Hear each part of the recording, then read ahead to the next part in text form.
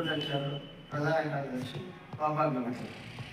ಇವರು ಕೆ.ಪಿ. ಮಂಜುನಾಥಾಚಾರ್ಯರು, ಅವರು ಸುಬ್ರಹ್ಮಣ್ಯಾಚಾರ್ಯರು ಮತ್ತು ಉಪಾಧ್ಯಕ್ಷರು, ಕಾರ್ಯದರ್ಶಿಗಳು, ಸಹ ಕಾರ್ಯದರ್ಶಿಗಳು ಬಂದಿಲ್ಲ. ಸುಬ್ರಹ್ಮಣ್ಯಾಚಾರ್ಯ ಸಂಚಾಲಕರು, ಇವರು ಸದಸ್ಯರು ಮಹೇಶ್ ಮತ್ತು ಅಮರನಾಥಾಚಾರ್ಯ. ಈಗ ಕಾರ್ಯಕ್ರಮ ಏನೆಂದರೆ ಶ್ರೀ ಶರಭೈಗೇಂದ್ರ ಸ್ವಾಮಿಯವರ ಆರಾಧನೆ 308ನೇ ಆರಾಧನಾ ಮಹೋತ್ಸವವನ್ನು ಶ್ರೀ ಪಾಪಾಗ್ಯ ಮಠದಲ್ಲಿ ಹಮ್ಮಿಕೊಳ್ಳಲಾಗಿದೆ. ಇದು ತಲೆಮಾರಿನಿಂದ ಬಂದಿರುವಂಥ ಕಾರ್ಯಕ್ರಮ.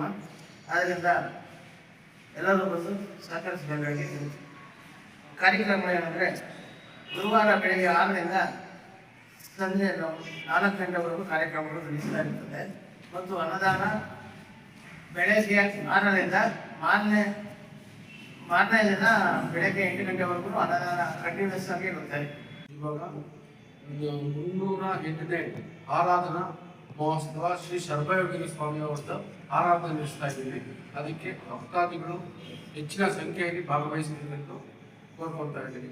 ಮತ್ತು ಕಾರ್ಯಕ್ರಮ ವಿಶೇಷಗಳೇನೆಂದರೆ 5ನೇ ತಾರೀಕು ಬೆಳಿಗ್ಗೆ ಕಳಶ ಹಿಂದಿನ ಭಾಗದಿಂದ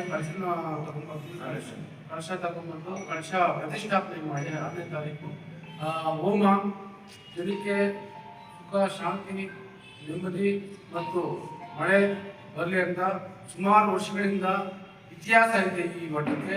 ಆ ಇತಿಹಾಸವನ್ನು ನಾವು ಬೆಳೆಸ್ಕೊಂಡು ಬರ್ತಾನೆ ಇದ್ದೀವಿ. ಇದುವರೆಗೂ ಚಿಕ್ಕಬಳ್ಳಾಪುರದ ವಿಶ್ವಕರ್ಮರು ಇದೇ 308ನೇ ಆರಾಧನೆಯನ್ನು ಶರಭೈಗೇಂದ್ರ ಸ್ವಾಮಿ ಅವರು ಇದೇ ಚಿಕ್ಕಬಳ್ಳಾಪುರ ಪಾಪಾಗ್ಯ ಮಠದಲ್ಲಿ ಜೀವ ಸಮಾಧಿ ಆಗ್ತಾರೆ 308 ವರ್ಷದ ಹಿಂದೆ.